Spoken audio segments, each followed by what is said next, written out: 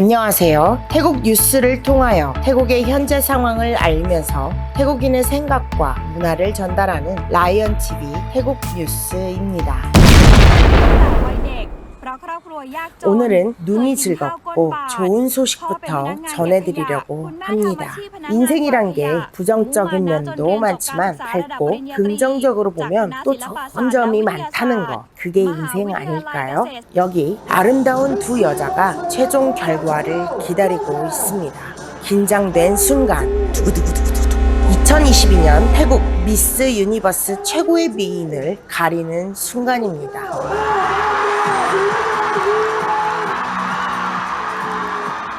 붉은 드레스를 입은 여인에게 최고의 영광이 돌아갔습니다. 잠시 이 여인의 아름다움을 감상해 보실까요? 가난한 집안에서 태어나고 자랐다는 앤나. 하지만 항상 부모님의 사랑을 듬뿍 받으면서 자라왔다고 소감을 말합니다. 앤나의 부모님 양쪽 두 사람은 모두 시청에 소속되어 있는 청소부라고 하는데요. 23살 가난한 집안에서 자라나 대학에 재학 중인 앤나. 최고 미인으로 뽑히고 밤 늦은 시간 수상 소식을 부모님에게 전하고 싶어 전화를 하였으나 부모님 양쪽 모두 전화를 받지 못하셨다네요. 청소부의 특성상 새벽 5시부터 일을 시작하니 일찍 잠자리에 드셔서 그렇다고 합니다. 한때 앤나의 아버지는 알코올 중독에 빠져서 어머니와 이혼을 하였고 앤나는 어린 시절을 부모님과 떨어져 매치들과 함께 살기도 하였지만 앤나의 부모님은 그녀에게 항상 배려와 사랑을 주셨다고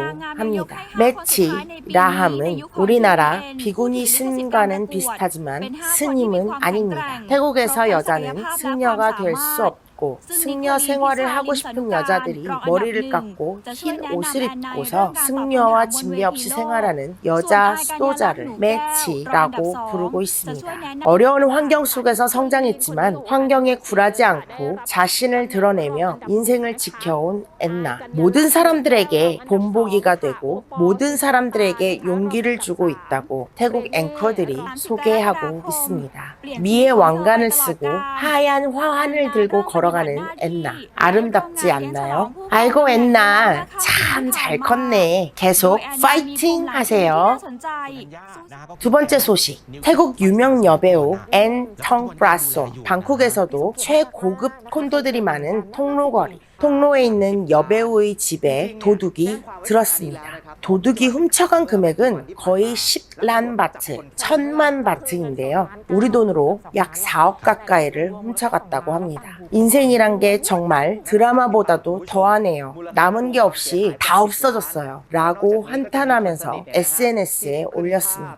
여배우는 매니저와 함께 즉시 통로 경찰서에 신고를 하였는데요. 이 신고를 받은 태국 경찰. 이 태국 경찰들을 보면요. 돈만 받아 처먹고 일을 안 하는 듯이 보이지만 사실 그렇지는 않습니다. 범인을 체포할 땐 또 능력 있게 움직이는 게 태국 경찰이죠. 며칠 지나지 않아 범인을 체포하였습니다. 고급 콘도인지라 콘도 곳곳에 CCTV가 달려있고 일반인들은 출입하기 쉽지가 않아 분명 주변 지인들 중 누군가가 한 짓이라는 걸 추리하면서 범인을 추적한 겁니다. 역시나 범인은 여배우와의 일관계로 만나온 사람, 그것도 친한 여자 동생이었습니다. 사건이 일어나고 여배우는 이 여자에게 도둑이 들어 집안에 있던 물건이 몽땅 없어졌다고 전화통화를 하기도 하였는데요. 여자는 천연덕스럽게 말하더랍니다. PN, 다른데 다치거나 한 데는 없는 거죠? 지금 제가 좀 바빠서요. 본인은 전혀 모르는 척 대답을 한 이 도둑년. 도둑을 잡고 대부분의 물건을 돌려받을 수는 있었지만 아직 현금 100만 바트, 약 4천만 원가량은 돌려받지를 못하고 있답니다. 약 1천만 바트의 재물을 도둑질 당했다. 여자가 가져간 물건을 태국 뉴스에서는 정확하게 밝히고 있지는 않지만 CCTV가 설치된 고급 콘도에서 물건을 용이하게 가져가려면 귀금속과 현금이 대부분일 겁니다. 태국 여배우의 집안에는 4억 이상의 귀금속과 현금이 있다. 부럽지 않습니까, 여러분? 라이언 대표의 큰아들 지상이가 나다오라는 태국 최고의 엔터테인먼트 회사에서 연습생 생활을 마치고 내년에는 TV에 출연을 하게 된다는데요. 문득 지상이에게 잘 보여야 한다는 생각이 듭니다. 지상아, 이모다 이모. 이모 잊으면 안 된대. 마지막 뉴스입니다. 태국 시골 죽음을 맞이하면서 모든 사람들을 행복하게 만드는 장례식이 있었습니다. 죽음을 맞으면서도 타인을 먼저 생각한 두 사람의 장례식을 소개합니다. 빠찐부리주 88세의 할머니가 별세하셨습니다. 평소에 할머니는 주변 사람을 돕고 타인에게 보시를 즐겨 해온 분이셨는데요. 죽기 전에 유언을 하셨다고 합니다. 내 재산을 모두 타인에게 나누어 주도록 하여라 라고 말입니다. 태국 장례식에 참석하는 사람들에게 주는 약간의 음식과 물건, 컹참 루아이 라고 부르는데요. 장례식에 참석하는 사람들은 봉투에 부조금을 넣어서 유족들에게 전달을 하고, 유족들은 장례 참석자들에게 약간의 성의 표시 물품을 준비하는 것이 전통적입니다만, 참석자들에게 부조금을 내지 않도록 하면서 대신 할머니가 남긴 재산을 봉투에 담아 장례식에 참석한 사람들에게 나누어 주라는 마지막 유언을 남기신 할머니. 신지들도 할머니의 말씀을 따라 이렇게 유언대로 실행을 하였다고 합니다. 할머니뿐 아니라 할머니의 유언대로 따르면서 돈을 나누어 주는 할머니의 친척들도 욕심을 부리지 않고 장례 부조금을 받지 않고 돈을 오히려 나누어 주었다는 점 칭찬할 만하지 않나요? 한 사람의 죽음 앞에서 고인을 추모하고 기리는 자리인 장례식. 그 장례식조차 부담스러워지는 세태를 생각하자면 이 할머니의 거룩한 뜻이 느껴집니다. 지금 보시는 이 장면, 웬 잔치가 열렸나 싶지만 아닙니다.